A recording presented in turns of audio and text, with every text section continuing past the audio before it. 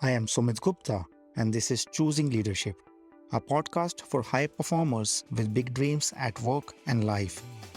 This is a podcast for people who know deep inside that there is more. Have you achieved a great deal of success, but on the inside you still feel empty and like an imposter? Do other people see you as a strong leader? And you wonder why it still feels so lonely and suffocating. The aim of this podcast is not to provide you more content, but instead shift the context under which you operate. I dare to speak to the tremendous power which you already have rather than what you believe are your strengths and limitations. This podcast is called Choosing Leadership because that is what leadership is, a choice. And this is the Leadership Journey series. I am interviewing leaders with an interesting story to learn how they got where they are today.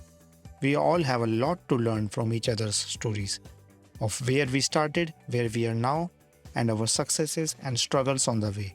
With this series of interviews, my attempt is to give leaders an opportunity to share their stories and for all of us to learn from their generous sharing.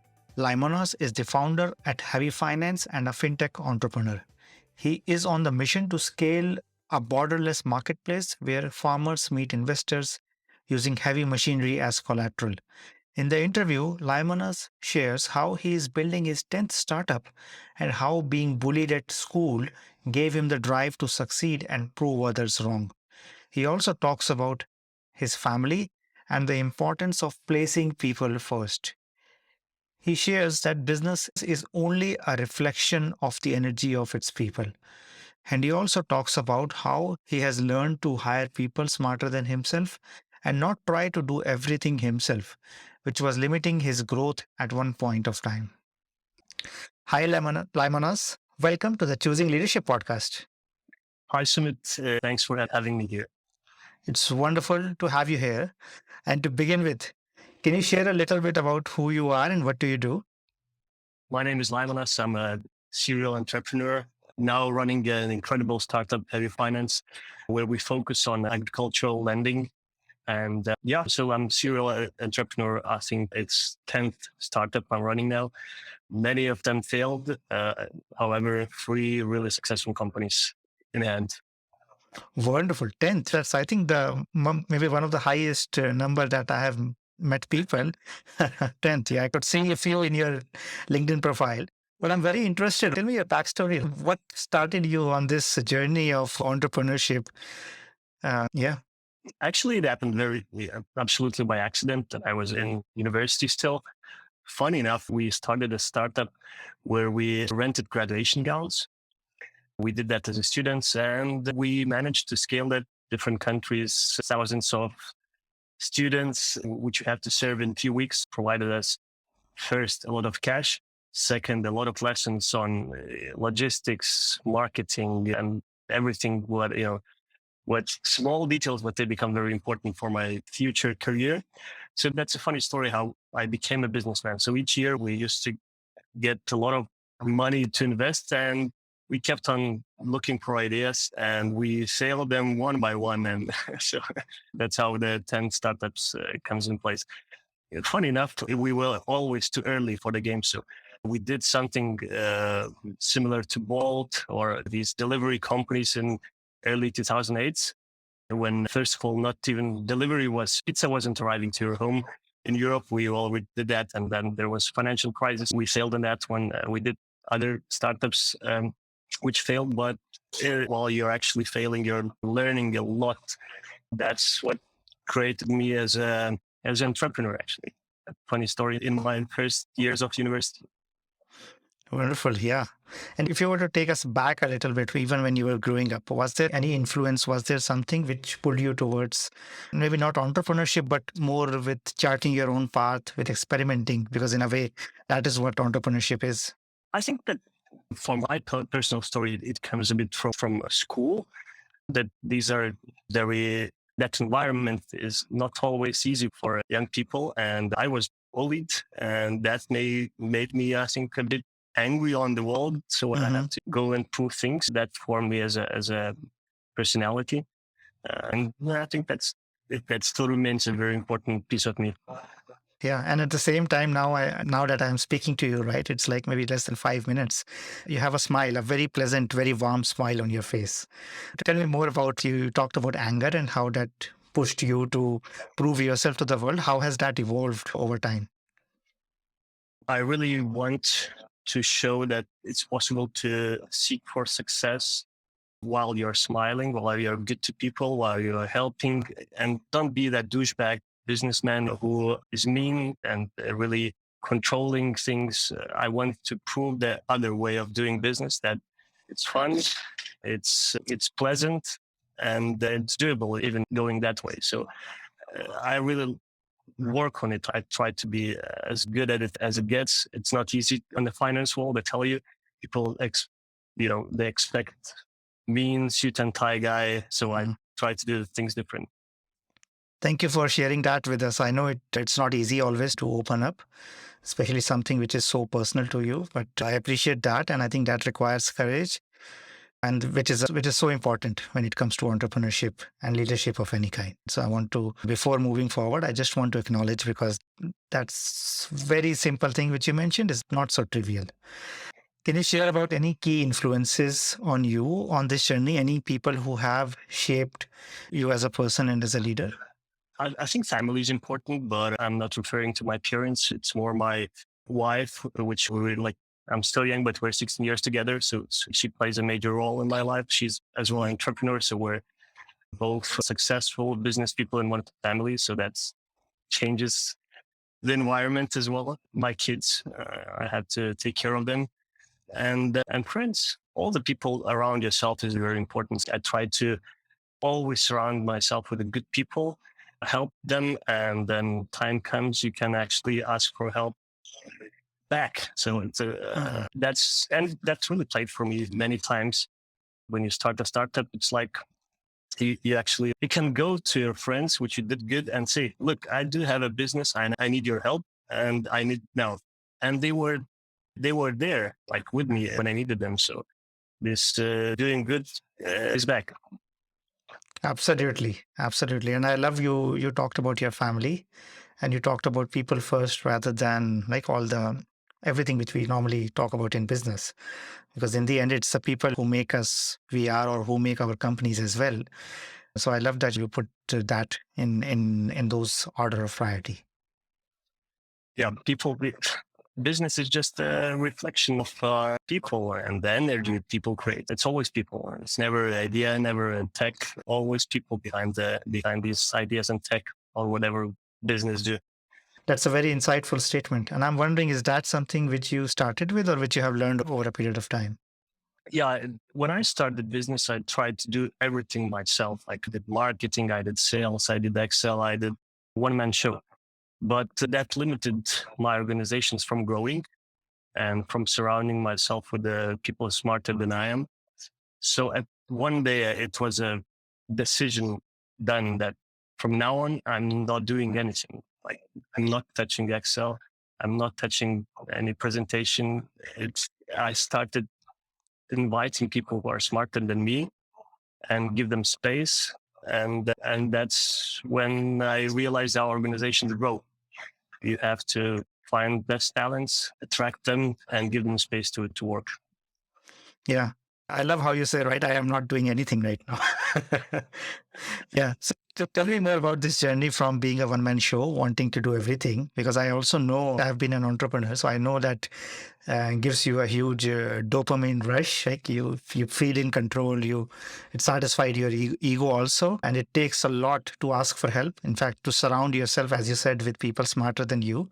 So how has that journey been for you? It was, as I said, it was actually nice, and I liked it and I enjoyed it, but it limited my organizations from growing, and that was frustrating for me. I really wanted to understand how I can build bigger things than me. So that thing made me to start trusting people, and that was very frustrating journey. When you know you're better at this thing, but you don't do that because you want others to first learn, do their mistakes, and then become better than you. So Thursdays of this way of working was very tough for myself. But after some time, it really plays out well. I have more time. I can rest. I can think. I can do many things. So sometimes I don't even open a laptop. I just go and talk with my friends and colleagues in the office. So Wonderful. this was a long journey, but Yeah, I can imagine that. Yeah, thank you for sharing. So tell me, is there a common thread across the different companies that you have started or different ideas that come to you? Is it something which you deeply care about, which tends up becoming products or services that tends to form into companies or businesses? I'm in fintech. So I do that already 12 years, payments, lending, different types of lending. I deeply unsatisfied by traditional financial institutions, banks. I think they're slow. I think they're not doing job they are supposed to do. So that's the fight I'm fighting, being better than banks. But apart of that, it's again people. All these organizations which I had been leading is focused on people and the team. Surround yourself with good talents, with good people, and help them grow so they can start their own startups, do impact, and spread this idea of having fun in business. Yeah. And can you share a little bit more about your current company and how did you came to this idea? Because even you have something related to agriculture here, which you don't normally meet a lot of companies or startups in the doing something in the traditional agricultural space. So can you share how you bring that together with finance and lending? Yeah, I previously managed a company called Finbi, which I successfully sold in late 2019. And then I just traveled with my dear friend who comes from agriculture, and he started complaining that they cannot access finance. Small and medium European farmers, they cannot access finance, which was so counterintuitive to me. We people from cities, we think that the farmers receive their subsidies, they are financed, but that's not true. That was the insight of my friend. And I said, let's give it a try. Let's check the species. Agriculture was never seen as a sexy business for many startups, and fintechs don't actively target this sector, which is huge. By the way, agriculture is so huge, but there's so little interest from traditional financial institutions, from fintechs. This small insight and being bold enough to go and give it a try creates a situation where we create agriculture and fintech work together. I'm super happy now to innovate on this long forgotten sector. And what's your long-term vision that you plan to change or create because of what you're doing now? Together with the team, we are working on a very interesting project where we want to pretty much incentivize and force farmers to switch to more sustainable ways of doing farming, which effectively result in carbon sequestration, like getting the carbon to the soil. And we made major steps towards that direction. And I think in 10 years from now, we'll make such a change where farmers not only provide us food, but at the same time, work as a storage of CO2 being removed from atmosphere and see carbon sequestrated in the soil. So that's what we do. That's major importance. We need to act now on a global warming. So we as a company, we don't speak much about it. We do a lot, and give us a few years and we'll show an example that by making money, you can actually do good. That's very interesting because again, finance you don't normally associate it with anything related to climate. And can you share a little bit more about that? How do these elements tie together? Agriculture, climate, and the role, especially the role that you play to say, right, 10 years down the line, how do you see this? So I need to explain a bit on the farming, otherwise we lose the background of the story. Sure. Around 40 years ago, scientists in agriculture or agronomists, they agreed on one thing, that tilling the ground, plowing the ground, as we used to do 2,000 years to 3,000 years, is not needed. It's not wise to do. And a lot of farmers are already switching to that practice. United States, Europe, we already switched to that, and farmers agree that it's more profitable way of doing farming for them. So large farms are already doing that, but however, the small ones, they don't have enough capital to switch to that way of farming. And what's interesting enough, that if you don't plow the ground, if you don't go and plow the soil itself absorbs carbon. So you don't need to do much, just do more efficient way of farming, and carbon will be sequestrated naturally by plans. So what we as a financial institution, what game we want to play here, we want to get cheap European capital from rich people and send it to farmers who creates us food. So they switch to this modern way of farming. At the same time, it will make a major role in carbon removal. Yeah. Thank you. Thank you for sharing that context with us. And what do you see are some of the biggest challenges as you move towards this, both for your organization, but also for yourself as a I'm really worried about global warming myself. The more I talk to the farmers, the more I understand that how important it is for them and that the soil it really reacts on global warming itself. And I'm worried that people don't take too much attention to this topic, especially in the current station where we have war, we have energy prices, but people forget that this still is a problem and it is a major problem. We have to act now. So it worries me as a leader. I want to share this one. I want to talk about it. I want to include others to act. Enough talking about it. It's time for act. Yeah. And earlier you said that you don't talk about this a lot, but now what you're describing, like there is a lot of weight in your voice. There is a lot of, like, I can really feel you, like not just listen to you. What stops you from like maybe stepping up and playing even a bigger role in this space? Look, there are so many people who talked about it years and years. Sometimes it's better to lead by example. We will do that, and maybe then we will spread the message as, guys, there are simple ways to work on the large problems. Just think about it. People can fly to Mars, to the moon, and we can't figure out how to sequester carbon. Let's not just work on it. Let's just think about it and do and act. Yes, I love how you put do and act before talking about it. I think it's like we will prove something and then we will talk about it rather than talking about it first. So that's wonderful because it's a very humbling skill or ability to have for a leader. Right. So thank you for sharing that. I think Yeah. humble is a real value and humble is important as well. Being humble and honest and nice, as I said in the elements of this podcast, that for me, that's values, which I have to say with myself in success and in failure. Yes. And this is so easy to ignore, to miss, because normally we see speed with entrepreneurship. Normally we see the hustle culture. And it's so easy to get all busy, get all like in the culture that you forget to care about people, to care, to be humble. I always say that leadership is a choice, but this is how the choice plays out in a day-to-day life that you can choose to be humble, even amidst everything else which entrepreneurship or being in a business brings to it. So that brings me to the next question, especially that you are a serial entrepreneur and you said that you have failed many times. So there is always a lot of pressure. There is always challenges. Something surprising might come up. How do you deal with all of that pressure, all of that unexpectedness, which is a part of entrepreneurship? If that's expected, when you go to do business, you expect stressful situations, you expect things to change super fast. So if you expect that, so why stress then? Why would you stress? This is normal life of the startup. Things change so fast, so just don't stress about it.